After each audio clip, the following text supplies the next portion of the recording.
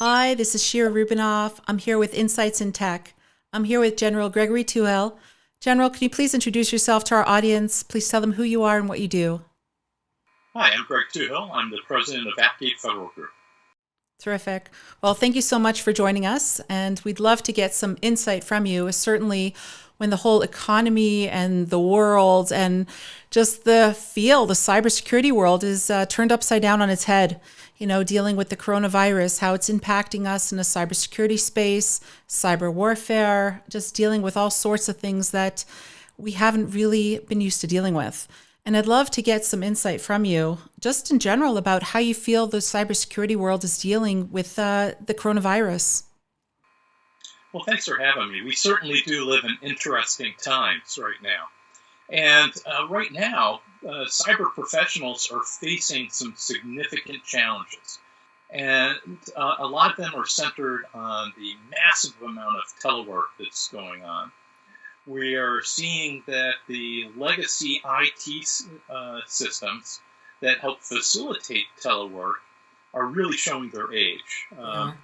And we can talk a little bit about my campaign to kill the VPN. Love And to then hear the about that. third thing, we're seeing a lot of dastardly cyber actors out there trying to take advantage of the massive telework and wreaking havoc, trying to steal information, trying to alter information, sending misinformation and the like. So those are the three big things that come to mind for the biggest challenges that the cyber professionals of today are facing. Terrific. I actually would like to touch on one topic you speak about quite a bit: zero trust. We're now dealing again with telework and getting into organizations, identity. How do you feel that zero trust is really being implemented from working from home, or is it being done appropriately? How could it be done better? And what are your thoughts just about zero trust in today's ecosystem? Actually, and that's a fabulous question. Earlier today, I posted on my LinkedIn a article that I saw in CSO Online that talked about now's the time to really step up the game and move towards the zero trust architecture. I couldn't agree more.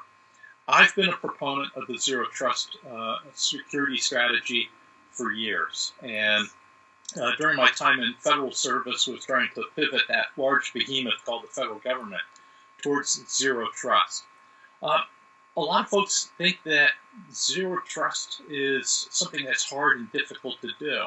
Well, it's only hard and difficult if you make it hard and difficult. Uh, but it's essential. And now's the time where those organizations that are already underway in their zero trust journey, they're weathering the storm extremely well. Those who aren't doing very well really ought to look to embrace the zero trust security strategy and get moving quickly. Uh, we're finding that those that are exceptionally well postured are the ones that have already pivoted away from legacy VPNs, which are proving that they don't scale, that they are difficult for non-IT personnel to suddenly pivot to home and office, BYOD, bring your own device environment. How are you going to install that VPN client? And oh, by the way, you need folks back in the server room who are going to be adding you to the tables there, and you got to open up the firewalls and, which information am I going to see? Because previously I was on premises. It's proving its age, that IT infrastructure that we're having. And then further, we open up a lot of security holes when we pivot to the massive telework that we're doing. And those that have already moved towards that zero trust security strategy have reduced their attack surface. They're using such techniques as microsegmentation, software-defined perimeters, and an identity-centric approach to information. So for those folks who are already moving towards that zero trust security strategy, good on you. You're reaping the benefits.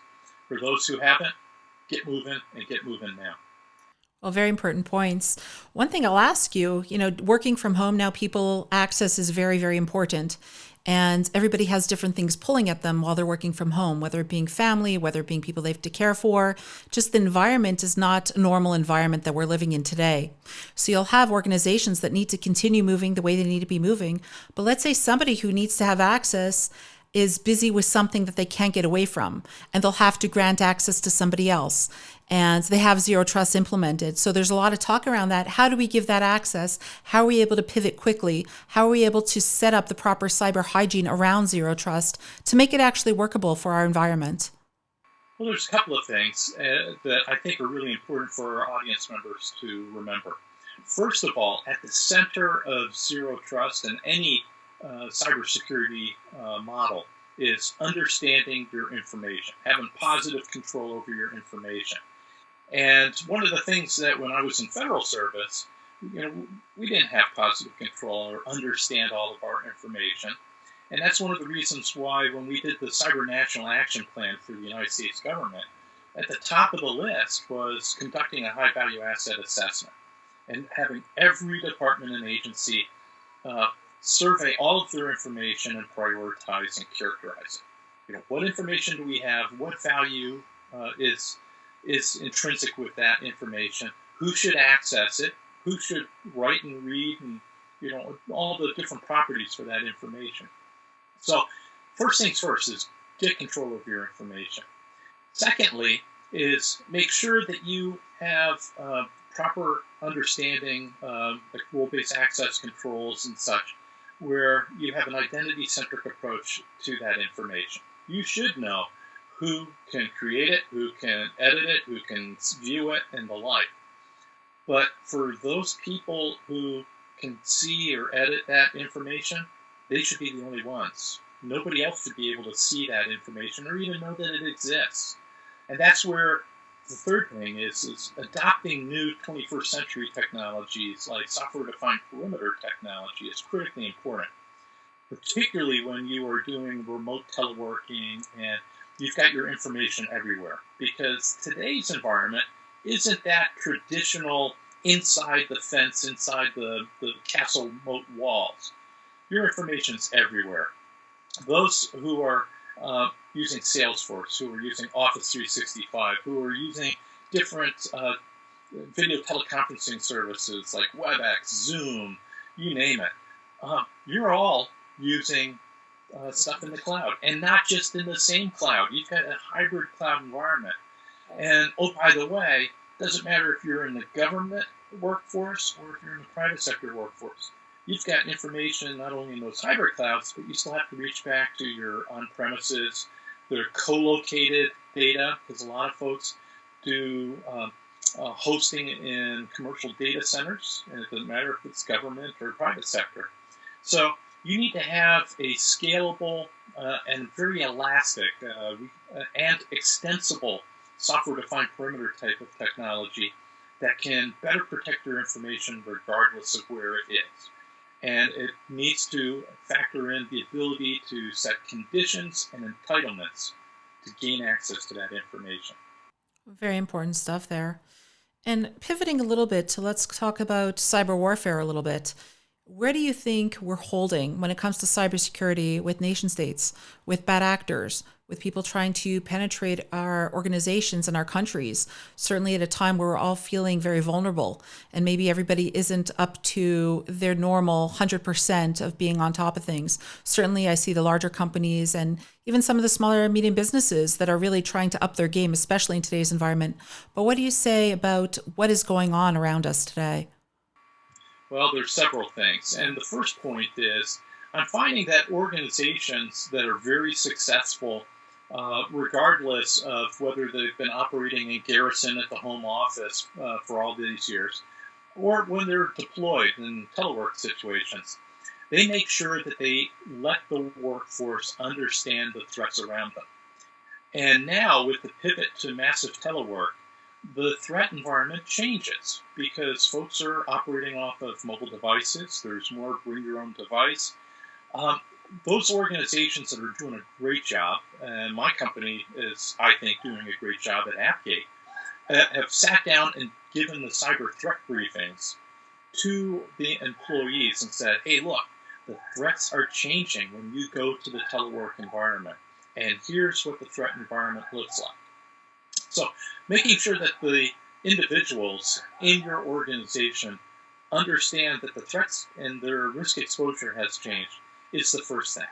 Secondly, is we need to make sure that we understand the tactics, techniques, and procedures of the adversaries.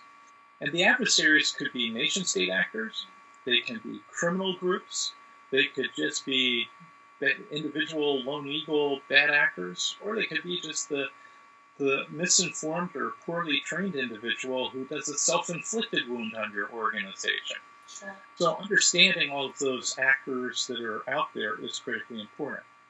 And we're seeing a lot of the bad actors, nation-state actors, criminal groups and the like, using things like phishing and spear phishing.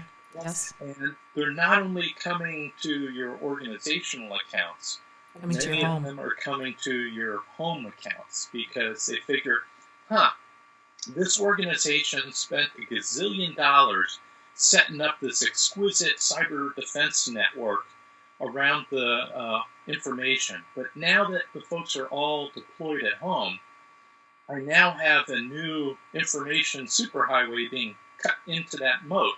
I'm going to go compromise that home system, gain control of the home device or that deployed laptop or whatever, and then I'm going to leverage that to come surfing in, looking, feeling, acting, and smelling like a legitimate user.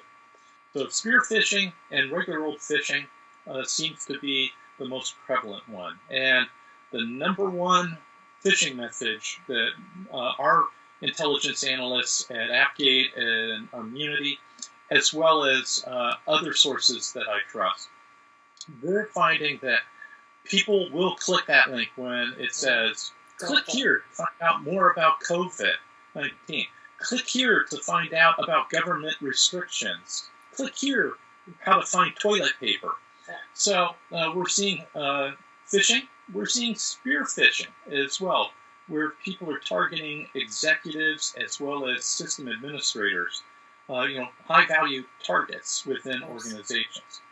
We're also seeing an increase in watering hole attacks. And some people don't understand or know what a watering hole attack is, but it's it's named after watching the lions in Africa.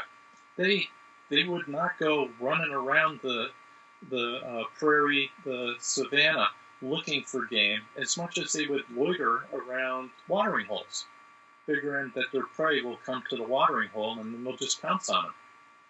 We're seeing a lot of adversaries leveraging this tactic, technique, and procedure to create a site, a website, that looks, feels, smells like a legitimate website, but when you come to visit it for COVID-19 information or bargain basement delivered tomorrow toilet paper, they're going to give you a little extra when you visit that website. They're going to infect your machine and try to put some malware on that.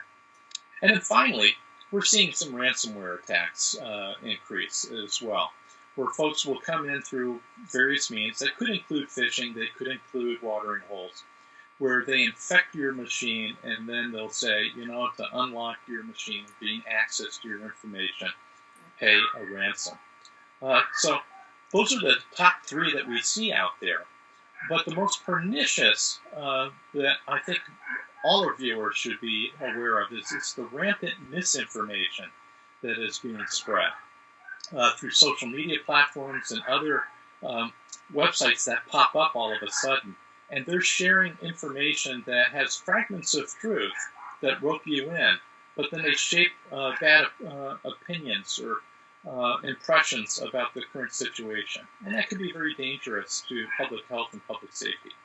Very true. And I think as tight as the technology is, a lot of this is playing on the human emotion. Certainly when it comes to phishing, when it comes to targeted phishing, spear phishing, anything of the like, as you mentioned, when there's something out there that we're hungry for in terms of information, as you said, it could be as simple as toilet paper, but that's a big deal to people right now. It's wanting to know the latest and greatest, what's going on in my town, what's going on in the industry, what's going on down the block from me. Click here to see the updates. So what type of advice would you give if somebody is interested for information besides going to known, trusted sites or typing in the URL themselves? What other types of advice can you give to people to stay on top of things, maybe to find good deals they're looking for without falling prey to any of these attacks? Well, there's a couple of things, and you hit the top ones. So I'm really going to have to stretch out for some others, Shira. You should go to known, trusted sources like the Centers of Disease Control, yes. CDC.gov, the World Health Organization, WHO.int. Go to media sources that adhere to rigorous journalistic standards. The major networks here in the United States, Reuters, United Press International, Associated Press, folks that adhere to journalistic standards. Make sure that you don't go just to a single source as well. Check out and make sure that it's coming from multiple legitimate sources. We're seeing through our immunity intelligence team in my company that there's a lot of activity involved with these websites that suddenly pop up out of nowhere that have really cool journalistic sounding names, but you never heard of them before. If you've never heard of them, and you can go online and see when that domain was created, and if it's a brand new domain, chances are pretty good it may not be the best source of information. So be very skeptical and do your homework. And then there's other techniques. For example, pick up the telephone. Yes. Call folks like your local police department, your local county government, go to your state website. Go, pick up the phone.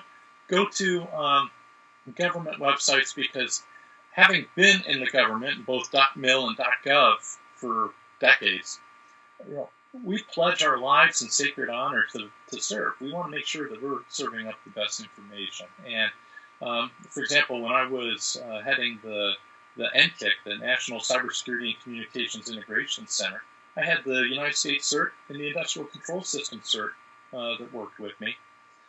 We had the rigorous standards that it absolutely, positively had to be verified before we posted. So go to sources like that, pick up the phone, and don't read only one newspaper. Don't watch just one television channel. Get your information from multiple sources. You can trust, but you need to verify. Terrific. Well, thank you so much for all your terrific advice. It was a pleasure speaking to you as always, and I look forward to speaking to you again soon. Thank you so much. Please be safe. Thank you. You as well.